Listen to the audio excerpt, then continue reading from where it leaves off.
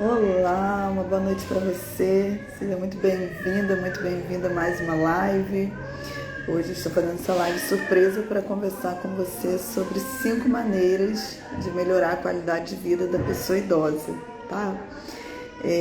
Você que está chegando aí, que vai assistir essa live no Instagram, seja muito bem-vinda, muito bem-vindo. Posteriormente essa live vai para o Facebook também.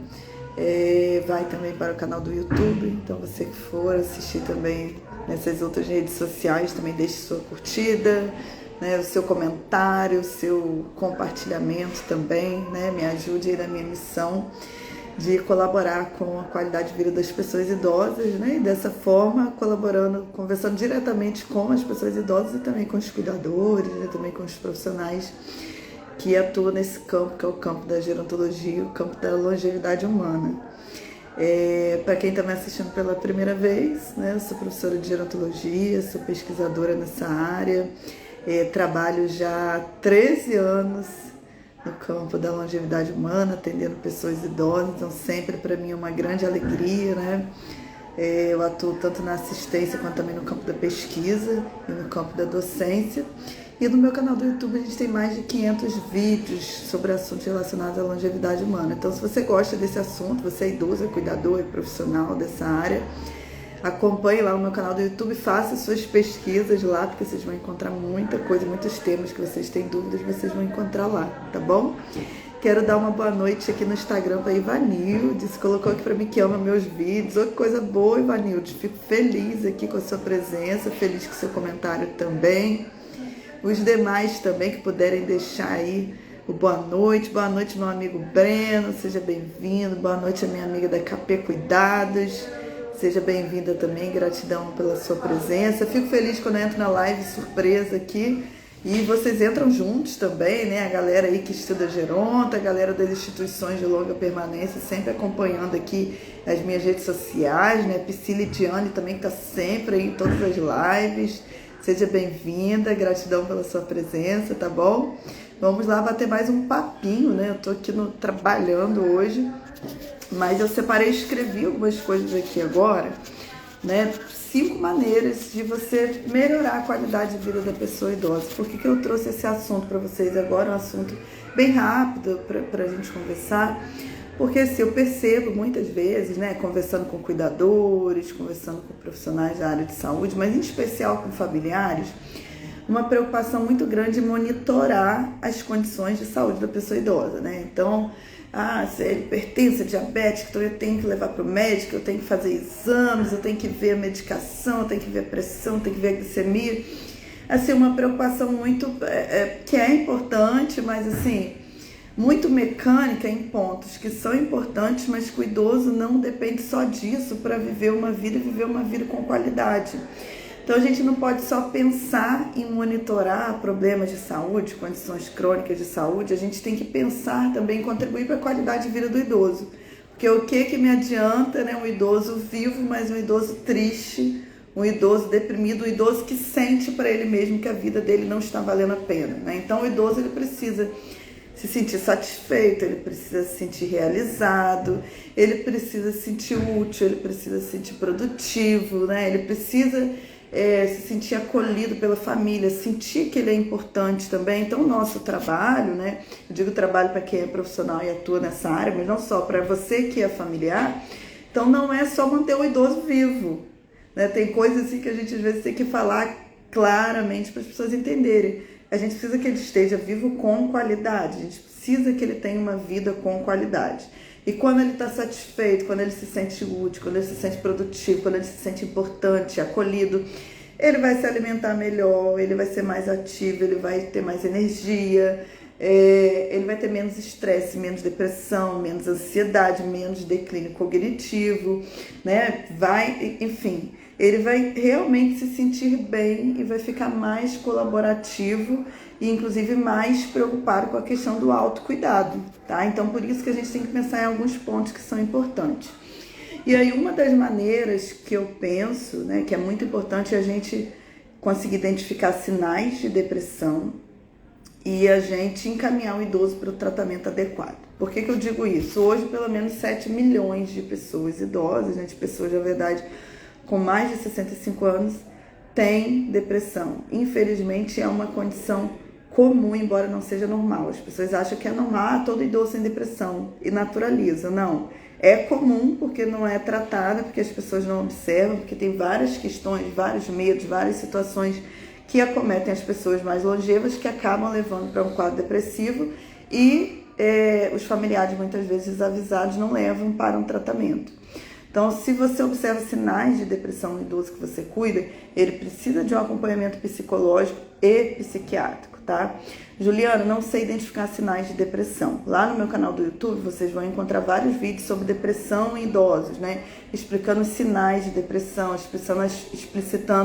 ensinando as formas como a depressão pode se manifestar, e explicando a diferença entre depressão e demência, porque idosos com depressão podem apresentar alguns sinais característicos de demência. Então, se vocês colocarem lá no YouTube Juliana Benevides Depressão, vocês vão encontrar esses vídeos que vão ajudar a identificar esses sinais. E aí, identificou sinais de depressão, levar para um acompanhamento médico. Por quê? Muitas vezes o idoso, quando se aposenta, o idoso, quando fica viúvo, quer dizer, questões que são comuns, né? Você chegou aí aos 60, 65 anos, vai se aposentar. E as chances de você ficar viúvo nessa fase da vida aumentam, né? Essa questão dos filhos saírem de casa também, das condições crônicas, né? Descobrir um diabetes, uma hipertensão, uma doença cardíaca,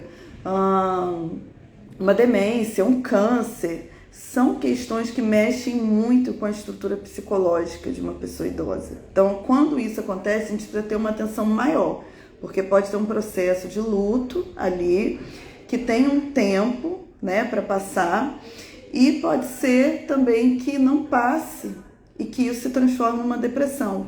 No meu canal do YouTube também tem vídeos falando sobre luto, tá? Vocês podem colocar lá, Juliana Benevides Luto. Vocês vão encontrar também os vídeos ensinando que é o luto quando ele se torna patológico, quando ele se transforma num processo depressivo. Então, tudo isso vocês encontram lá também. O importante é vocês aprenderem a identificar sinais, encaminhar para o acompanhamento médico e psicológico para que esse idoso realmente tenha melhor qualidade de vida, né, e consiga se cuidar dessa questão emocional. Como a Ivanildes colocou aqui, o meu pai ficou viúvo, vive triste e não quer ir ao psicólogo, né?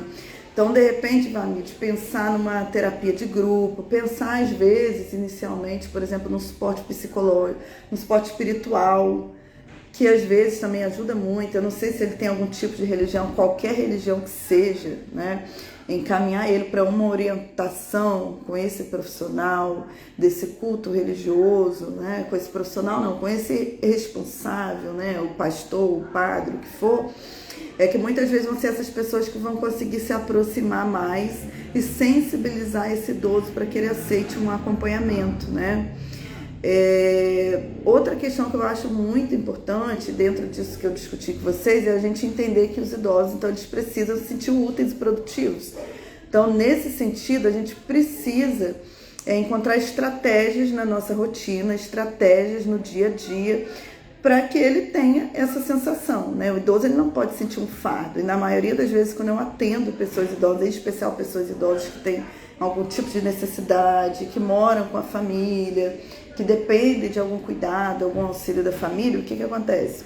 Essas pessoas acabam se sentindo um fardo, principalmente porque hoje em dia a gente vê que as famílias às vezes não têm paciência, né? E é aquela coisa, fica o tempo inteiro no celular, não conversa com o idoso, não interage, então ele sente como se ele fosse um fardo, né? E não uma pessoa que é importante para aquela família. Então a gente precisa fazer com que eles se sintam úteis, né? E como que a gente faz isso? A gente sempre encontrando coisas para essa pessoa fazer, né? Então, às vezes, por exemplo, é uma pessoa idosa que não caminha mais, mas pode cortar um legume, né? Pode ajudar a fazer comida de alguma forma, pode fazer a lista de compra, você tem que ver, assim, dentro das possibilidades que esse idoso tem, dentro da capacidade que ele tem, alguma coisa que ele possa fazer, que sempre tem, a não ser que ele esteja completamente acamado, a não ser que ele cognitivamente já tenha uma demência já avançada, tá? Porque ainda, por exemplo, uma pessoa idosa, estágio inicial, intermediário de uma demência, também tem como ajudar em muitas coisas, tem como fazer muitas coisas, tem como se sentir úteis também. A gente não pode ficar fazendo tudo pelo idoso, porque senão ele se sente como se ele fosse uma criança também, né, destituído da possibilidade de independência, de autonomia. E a gente também não pode deixar ele achar que ele não tem nada que ele faça para ajudar. Então sempre tem alguma coisa dentro da sua casa, alguma atividade dentro da sua casa que ele possa colaborar, né? Seja às vezes, por exemplo, ensinando um neto, sabe? Ajudando nos estudos. Pense em alguma coisa dentro da sua casa, nos relacionamentos de vocês, o que essa pessoa possa estar colaborando. O que não pode acontecer é o seguinte, é o idoso ficar sentado no sofá sem fazer nada, porque ele vai achar que ele não serve para nada, que ele está jogado no canto, vai ficar triste e um processo depressivo pode se instalar por aí, tá? Outra coisa também importante é a gente incentivar esse idoso a fazer os exercícios físicos. Por quê? Porque exercício físico, como eu falo várias vezes, não é só questão de estética. Exercício físico, ele contribui para o nosso equilíbrio, né, mental e para o nosso equilíbrio físico. Então, contribui para a saúde física e contribui para a nossa saúde emocional e também para a nossa saúde cognitiva, tá? Pessoas ativas, elas têm menos riscos de demência. Por outro lado, pessoas não ativas, elas têm maiores riscos, tanto de demência quanto de depressão, de ansiedade, de estresse. Então, incentivar esse idoso a fazer exercício físico é muito importante, né? Além de outras coisas que eu falo aqui em várias lives, né? Que é fortalecer o sistema imunológico, melhorar a saúde do coração, ajudar a estabilizar quadros de diabetes, né? A diminuir a pressão arterial. Então, o idoso que começa a caminhar, começa a fazer exercício físico, automaticamente também vai sendo necessário diminuir a quantidade de medicação. E sempre quando a gente diminui a quantidade de medicação, a gente está melhorando a qualidade de vida da pessoa idosa, né? Porque as medicações a gente usa quando é estritamente necessário, mas elas sempre têm os efeitos colaterais, os efeitos de longo prazo, né? Então, quando o idoso faz exercício físico, ele emagrece, ele diminui a pressão, ele diminui, né? Estabiliza aí os quadros de diabetes, ele tem mais energia, ele fica fisicamente ativo, ele tem mais resistência, mais flexibilidade, mais força. Com isso, ele ficando mais ativo, ele vai interagir mais socialmente, então só tem coisas boas.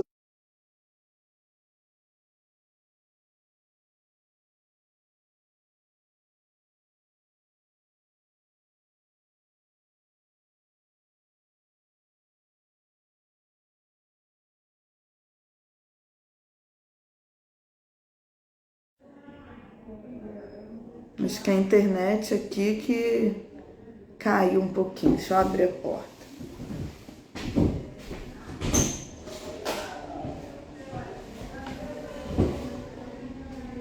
Eu acho que a internet caiu. Puxa, deixa eu ver aqui.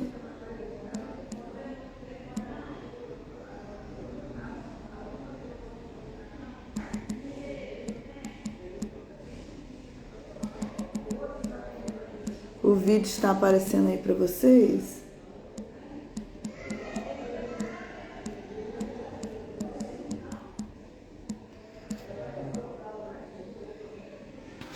Deixa eu ver aqui.